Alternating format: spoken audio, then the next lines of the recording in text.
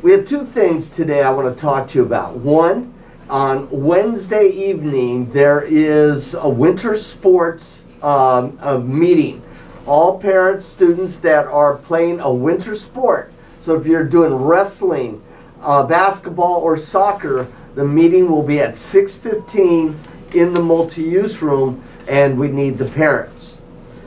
We have a dance, the homecoming dance, coming up this Saturday. I do want to start reminding you that dances are a school function. All school rules apply. We will have take a breathalyzer. We expect you to behave and act as if you were in school. This is not a free-form type party. If you can't comply with the school rules, then please, you don't have to come to this.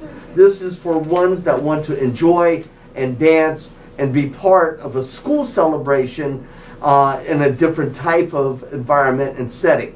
So we'll be outdoors 7 o'clock on Saturday. Just want to remind you, though, that the school rules are in place. For all of us, let's work hard. Let's be kind to one another. Have a great day. And now, here is Mr. Boysen. I am here to talk about a real important thing that we've been working on campus.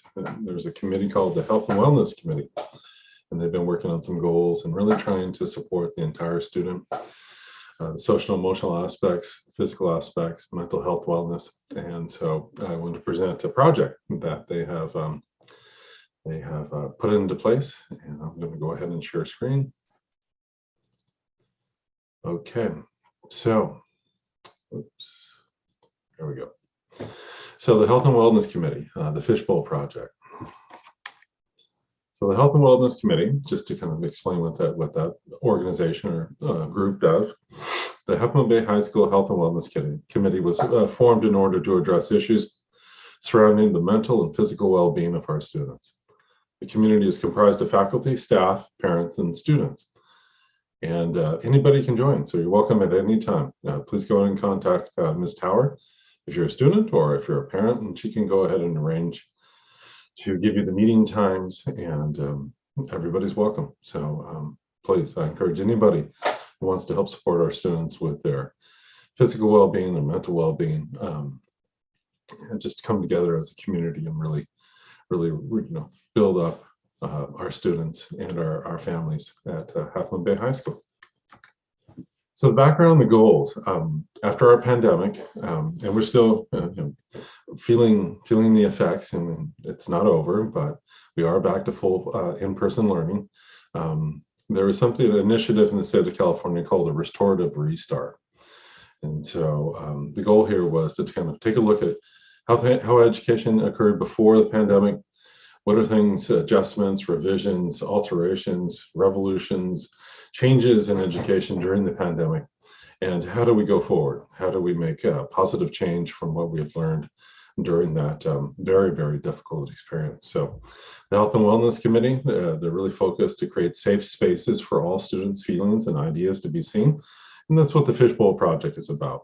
If you think in terms of a metaphor, in the past, people would write their comments in a fishbowl and throw them in, and they would be, eventually be able to, everybody would be able to see what somebody had to say. So we're doing this in a more digital way, but still the concept is there, that we're all throwing into the bowl, so to speak, our ideas and thoughts. And we take those ideas and thoughts, we put them together, we take a look at them, at least the Health and Wellness Committee, and then we try to figure out what actionable change can we do on campus to make the lives of students a much more positive, restorative, and supportive experience. So there's a sub-team, the Health and Wellness Committee, and they're the ones organizing and putting forth this project. I'm just messaging it because it's my admin spot, but I do know a lot about it. And so today's goal, this was, earlier, that we, collaborate with staff to provide the best holistic supports for students. So the restorative restart, the idea was the first 6 weeks, but really it's an ongoing thing throughout our entire year. It was kind of the kickoff to the initiative was let's get going, let's really focus on these things. And in some part we did, but the centerpiece is how do we develop stronger relationships between our school site, our district, and our families on the co-side. So really focusing on centering relationships, grounding those relationships, fostering an exchange and healthiness between our school side, our district, and the community we serve. And so address the whole child's need, strengthen staffing and partnerships, making teaching and learning relevant and rigorous, and empowering teams to reimagine and rebuild systems. So you can see a lot of this, you can see it's team-oriented or group-oriented, partnerships, relationships, team building, collaboration. These are all things that are part of the restorative restart.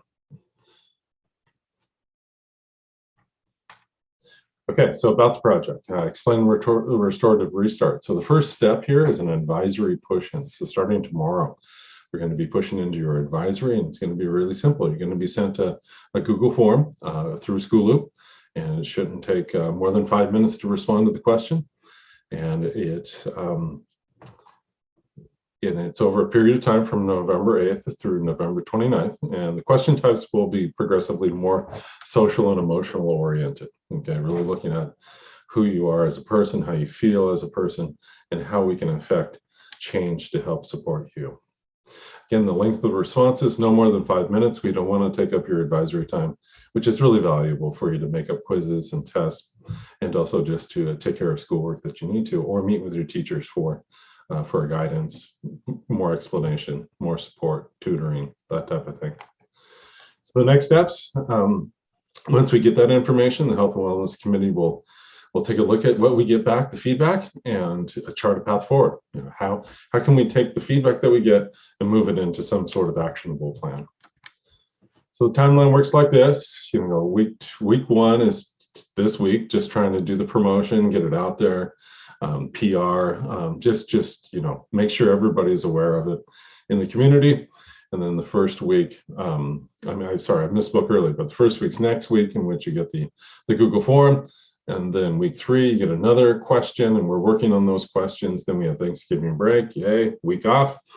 And then third question will continue after that. And then we'll get that data and take a look at it, inform it, and do a plan, as I said.